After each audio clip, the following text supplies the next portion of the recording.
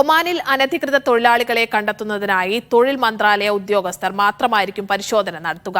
തൊഴിലാളികളുടെയും ജോലി സ്ഥലങ്ങളുടെയും പരിശോധന ജനുവരി 1 മുതൽ തൊഴിൽ മന്ത്രാലയ ജീവനക്കാരുടെ ഉത്തരവാദിത്തത്തിൽ ആരംഭിക്കും. ഒമാനിൽ തൊഴിൽ മന്ത്രാലയ ഉദ്യോഗസ്ഥരല്ലാതെ മറ്റാർക്കും പരിശോധന നടത്താൻ കഴിയില്ലെന്ന് ധോഫാർ ഗവർണറേറ്റിലെ labour director Nasser bin Salem al Hadhrami അറിയിച്ചു. നിയമവിരുദ്ധ തൊഴിലാളികളെ തൊഴിൽ വിപണിയിൽ നിന്ന് ഒഴിവാക്കാനും തൊഴിൽ വിപണിയെ നിയന്ത്രിക്കാനും ലക്ഷ്യമിട്ടാണ് പരിശോധന എന്ന് അദ്ദേഹം പറഞ്ഞു.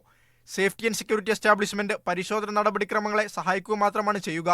തൊഴിൽ നിയമലംഘകരെയും നിയമവിധേയമല്ലാതെ വ്യാപാരം നടത്തുന്നവരെയും കണ്ടെത്താൻ തൊഴിൽ മന്ത്രാലയം സെക്യൂരിറ്റി ആൻഡ് സേഫ്റ്റി കോർപ്പറേഷനുമായി മാസങ്ങൾക്ക് മുമ്പ് ധാരണയിലെത്തിയിരുന്നു.